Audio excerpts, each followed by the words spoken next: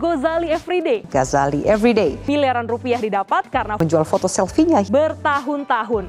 Inilah yang terjadi di bursa non-fungible token alias NFT.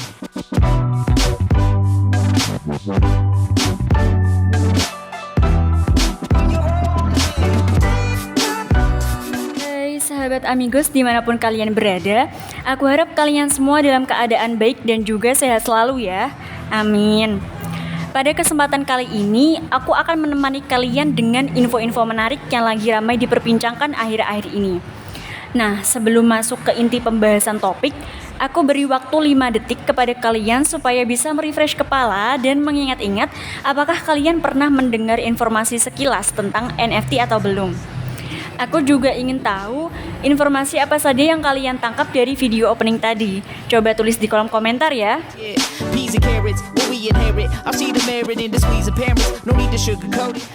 Oh iya, satu lagi teman-teman. Pasti di dalam benak kalian terbesit 1 atau 2 pertanyaan lah ya minimal. Sebenarnya apa sih NFT itu?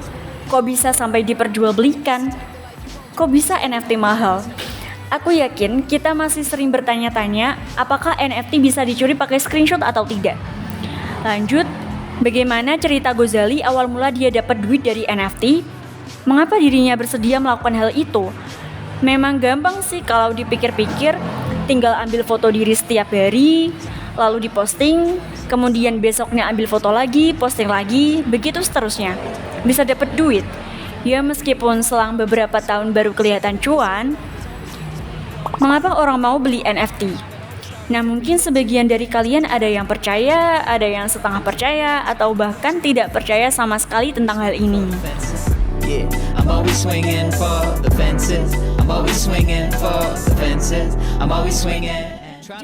aku akan mengajak kalian untuk membahas satu topik seru nih, NFT, yang sedang gempar diobrolin para warganet.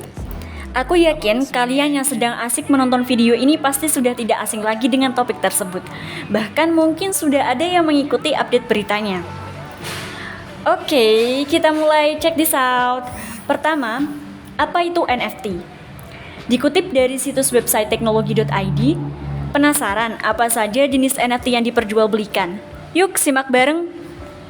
Merupakan singkatan dari non-fungible token, NFT adalah token digital yang ditautkan ke dalam sistem blockchain yang bisa digunakan untuk menjual dan membeli berbagai karya seni, seperti video, musik, tweet, desain, animasi, meme, dan sebagainya. Dikarenakan fungsinya yang dapat digunakan untuk menjual karya seni, dapat disimpulkan NFT adalah sebuah angin segar yang hadir, khususnya bagi para seniman dan juga para kolektor. Ini dikarenakan melalui NFT para seniman secara otomatis akan mendapat bukti sertifikasi kepemilikan karya digital dan bisa menjual karyanya. Kedua, mengapa NFT mahal? Bukan tanpa alasan mengapa orang mau membeli sebuah produk NFT dengan harga yang tinggi. Menurut Ketua Dewan Asosiasi Industri Teknologi Washington Cascadia Blockchain dan Direktur Pelaksana Yellow Umbrella Ventures, Ari Yu, NFT menciptakan kelangkaan digital. Sebelum masa NFT, biasanya kreasi digital tersedia dalam jumlah banyak yang hampir tidak terbatas. Hadirnya NFT membuat suatu kreasi digital dijual secara terbatas, namun peminatnya masih tinggi. Sesuai hukum ekonomi, ketika terjadi kelangkaan barang, permintaan akan meningkat sehingga harga barang menjadi naik. Namun hal ini tetap menjadi pertanyaan bagi sebagian orang. Mengapa orang rela membeli dengan harga hingga jutaan dolar untuk sebuah yang bisa dilihat secara gratis di online? Jawabannya adalah karena NFT memungkinkan pembeli memiliki barang asli dari karya digital tersebut. Tak hanya itu, NFT berisi autentikasi bawaan yang berfungsi sebagai bukti kepemilikan. Kolektor menghargai digital bridging rights yang melekat pada NFT lebih dari barang itu sendiri. 3. NFT bisa dicuri pakai screenshot atau tidak? NFT tak hanya jadi topik hangat yang tengah diperbincangkan, namun juga menjadi masalah yang membuat para konten kreator terpicu amarahnya akibat pencurian karya. Kita kembali ke kasus Kramer. Pencurian yang menimpanya menimbulkan perdebatan soal apa yang harus dilakukan marketplace NFT jika aset digital kolektor dirampok hacker. Dalam hal ini, Beberapa pendukung kripto menilai langkah pembekuan NFT yang diambil OpenSea tidak mencerminkan sikap desentralisasi. Ada gagasan bahwa cryptocurrency dan teknologi blockchain tidak memerlukan pengawasan eksternal dan harus dikelola oleh platform terdesentralisasi. Budaya kripto menekankan bahwa keamanan aset digital merupakan tanggung jawab pribadi. Kemudian, cerita Ghazali awal mula dia dapat duit dari NFT. Nama sebenarnya Ghazali Everyday adalah Sultan Gussaf Al-Ghazali, mahasiswa semester 7 Fakultas Ilmu Komputer Prodi Animasi D4 Universitas Dian Nuswantoro Semarang.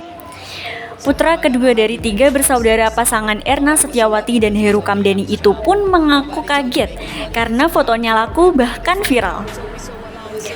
Awal-awal itu dipromosiin oleh komunitas NFT Indonesia.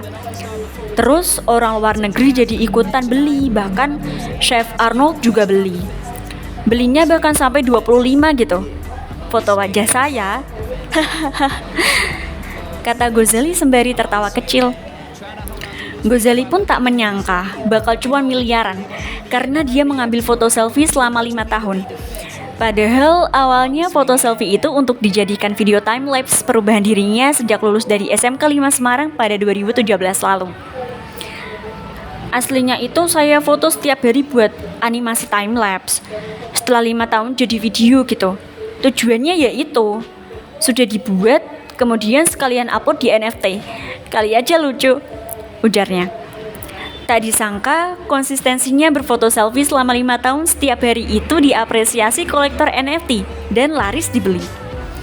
Koleksi NFT Ghazali Everyday termurah dijual seharga 0,28 Ethereum atau kisaran 13,5 juta rupiah. Dengan total 932 koleksi, maka bisnis NFT milik Ghazali bernilai hampir 12,6 miliar rupiah. Wow, fantastis sekali ya, teman-teman. Itu nilai dari keseluruhan yang beli itu ada yang bilang sampai 12 miliar rupiah. Tapi misal ada yang beli 20 juta rupiah, saya dapat 10% begitu terus. Pendapatan total sekitar 1,5 miliar rupiah, ujar Ghazali. Untuk pertanyaan terakhir, mengapa orang mau beli NFT? Alasan pertama, NFT adalah aset keuangan yang dapat kita beli dan jual. Agustus 2021 menjadi masa pemecahan semua rekor nilai transaksi NFT. OpenSea, platform NFT terkemuka, melampaui volume penjualan 3 miliar US dollar. Seseorang menghabiskan ribuan dan terkadang jutaan dolar untuk hak memiliki gambar langka. Alasan kedua, NFT adalah simbol status. Kostum itu penting. Ketika avatar seseorang adalah visual yang terbukti langka, yang pemiliknya benar-benar membeli seharga 100.000 US dollar, gambar itu mengatakan banyak tentang pemiliknya. Misalnya, tentang status kekayaan, aktivitasnya di dunia NFT, maupun kepemilikan aset-aset kripto yang menarik. Alasan ketiga, NFT menghubungkan antara penggemar dan juga seniman idola mereka. Kita bisa saja bersikap sinis terhadap NFT sebagai mainan bagi orang super kaya. Tetapi, sebagian besar NFT berharga sangat murah dan siapapun dapat membelinya. Banyak kolektor NFT adalah penggemar. Mereka tidak berharap untuk menjual NFT koleksinya dengan harga yang lebih tinggi.